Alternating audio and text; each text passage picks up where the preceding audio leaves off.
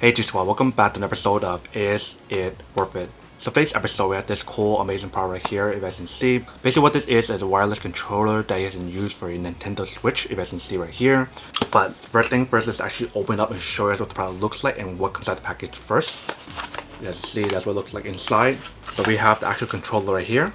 And then they provide us the actual cable, which is a USB to USB-C cable to charge it up. They do provide you guys a little customer service and warranty card if you guys need to use that. And last but not least is the little instruction card to teach you guys how to set up and how to use it. You guys can see right there. And that's basically everything that's provided in the actual packaging itself.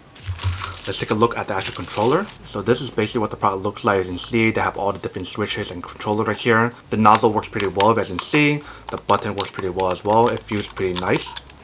There's a lot of different modes on here that you can actually activate and turn on. There's the NFC mode and there's also like the turbo mode on here. And if you guys are wondering how to set it all up, they do provide you guys the instruction right here. As you can see, the steps right here. So basically first step, you guys want to find like the controller option that's on your actual controller on the Nintendo Switch. Click on change grip and order, just like how they show in the images right here. You guys want to press and hold the Y and the home button at the same time until 4 LED light pops on. So let me show you guys what I mean on here real quick. I don't have the Switch with me right now, so I can't actually show you guys how it actually looks like when you guys pair it. So basically all you guys have to do is press the Y and the home button like this until the light pops on. You can see like that. And start pairing your device onto your Nintendo Switch really easily once you guys find out on the option that they mentioned on step 1 and step 2. Let me give you guys a better view right here, as you can see. And then you guys can actually press the button, which is the Y and the home button that I just clicked to show you guys. And then you should see the screen right here. You should actually pop up the controller right here. And then you guys all done is and pair it all up to use the actual controller itself.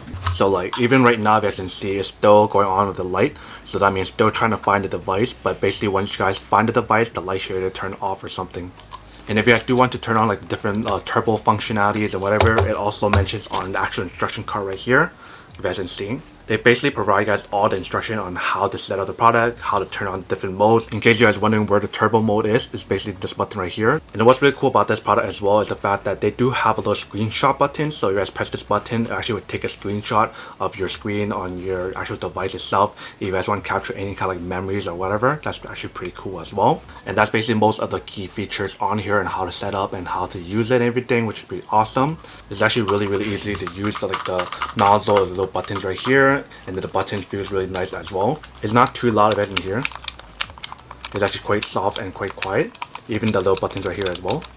And obviously for any controller, it has the vibration mode. And then if you guys take a look on the top part right here, they do have a little output right here. That's where you plug in your cable, which is the USB-C output to charge it up. So you guys basically just need to charge it for around 2 to 3 hours to fully charge the product. And then you can get basically around like 12 to 15 hours of usage on one full charge on this product, which is pretty awesome. So those are some of the key features that's on the product itself and how to set up and how to use it and everything. Like I said, I don't have the Switch with me to actually test it out and use it. So if you guys do want to see a video of that, I can definitely do like update video for that if there's enough if you guys do request about it. But definitely like the overall feel, the design of the product itself feels nice and looks nice. So let me actually go do a quick charging test to show you guys how to actually charge it and when it actually charges first, and then we'll come back and talk more about the product in a second. Alright, so we have a little portable charger right here that I'm going to use to charge the product right here. So let's plug it in. Alright, so once you guys plug it in, you guys can see the red light pops on right here to let you guys know that the product itself is charging. Alright, welcome back guys. So now you guys saw the quick test of the product itself. You guys can see it actually charges pretty easy. All you guys have to do is plug in the cable and it will actually start charging the product. But now that we did quick unboxing and testing of the product itself, now to answer the question of whether or not it's actually worth it or not. So for me, honestly, I think the overall product itself looks amazing and actually feels amazing when you guys actually use it. But obviously, like I mentioned, I don't have the actual Switch right now, so I can't really test that part out. So if you guys do want me to do an update video, I can definitely do like update video once I get my hands on a actual Nintendo Switch to test it out for you guys. But then obviously for those guys who don't want or don't need one or have no one of these, then obviously don't buy one and save your money for something else that actually do need. But other than that, that's pretty much it for quick unboxing and testing of the product itself.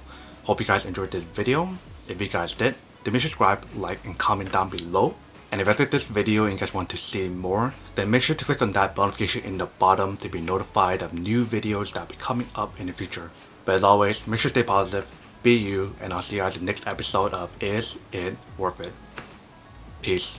And then for today's G Squad fan shout day we have